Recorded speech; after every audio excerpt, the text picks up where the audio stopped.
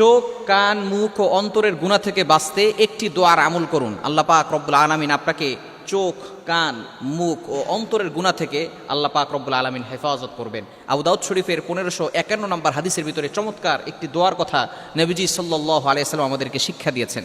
আমরা অনেক সময় গুনাহ থেকে বাঁচতে চাই, কিন্তু চোখের গুনাহ থেকে বাঁচতে পারি না, অন্তরের গুনাহ থেকে বাঁচতে পারি না, আমরা কানের গুনাহ থেকে বাঁচতে পারি না, আমরা চোখের কুদৃষ্টি থেকে বাঁচতে পারি না। মনে রাখবেন, চোখ হচ্ছে এমন একটা জিনিস, এই চোখের গুনাহের কারণে কিন্তু আস্তে আস্তে মানুষ বিভিন্ন বড় গুনাহের দিকে ধাপিত হয়ে যায়। সর্বপ্রথম শুরু হয় চোখের গুনাহের থেকে।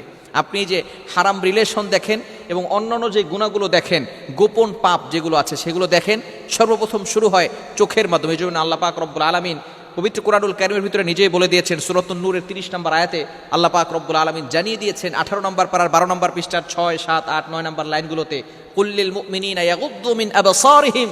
তোমরা অবশ্যই, আল্লাহ পাক রব্বুল আলামিন মুমিন পুরুষদেরকে ডাক দিয়ে বলছেন, হে নবী হে, আপনি আপনার মুমিন পুরুষদেরকে ডাক দিয়ে বলেন, ইয়াগুদ্দু মিন আবসারিহিম, take care of your eyes, তারা যেন তাদের চোখকে হেফাজত করে। আপনার চোখকে, চোখের শাটারকে ডাউন করে রাখেন।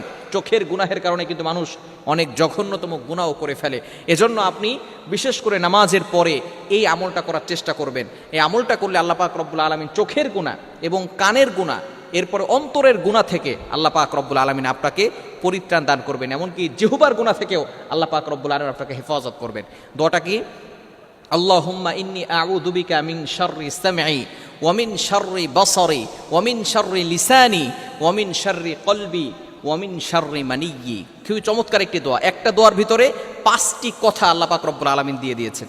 একটি দোয়ার ভিতরে 5টি কথা আল্লাহ তাআলা দিয়ে দিয়েছেন। নবী সাল্লাল্লাহু আলাইহি ওয়াসাল্লাম চমৎকার এই দোয়া আমাদেরকে শিক্ষা দিয়েছেন। আল্লাহুম্মা ইন্নী আউযু বিকা মিন শাররি সামঈ, আয় আল্লাহ, আমাকে তুমি সকল ধরনের অশ্লীল শ্রবণ থেকে আমাকে হেফাজত করো। আমি তোমার কাছে আশ্রয় প্রার্থনা করছি আল্লাহ, আমাকে অশ্লীল যে কথাগুলো আছে সেগুলো শ্রবণ করা থেকে, গীবত এবং অন্যান্য যে গুনাহগুলো আছে সেগুলো থেকে বাঁচতে আল্লাহ তুমি আমাকে সাহায্য করো, আমি তোমার কাছে আশ্রয় প্রার্থনা করছি। এবং দ্বিতীয় নাম্বার আপনি বলছেন ওয়া মিন শাররি বাসারি, আয় আল্লাহ, কুদৃষ্টি থেকে আমাকে হেফাজত করো।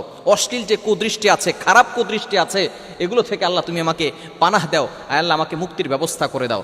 এবং তৃতীয় নাম্বারে আপনি বলছেন ওয়া মিন শাররি লিসানি, আয় আল্লাহ, জিহ্বা দ্বারা যে গুনাহগুলো হয়ে থাকে, অশ্লীল কথা বলা হয়ে থাকে, মানুষকে কষ্ট দেওয়া, মানুষকে গালিগালাজ করা, মনে রাখবেন জিহ্বার গুনাহ হচ্ছে মারাত্মক গুনাহ।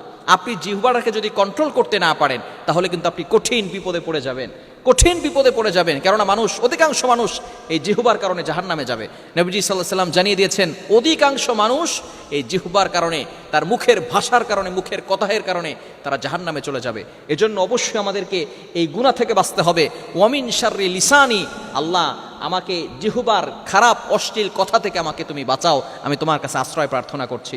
ওয়া মিন শাররি কলবি, অন্তরের খারাপ চিন্তা থেকে আল্লাহ তুমি আমাকে বাঁচাও, তোমার কাছে আমি আশ্রয় প্রার্থনা করছি। অনেক সময় বিভিন্ন ধরনের চিন্তা আসে। মানুষ ভালো হয় কখন জানেন? যখন তার অন্তরটা ভালো হয়, যখন তার মনটা ভালো হয়। আপনি উপর দিক দিয়ে ফিটফাট, ভিতর দিক দিয়ে সদরঘাট, তাহলে কিন্তু কঠিন বিপদে পড়ে যাবেন।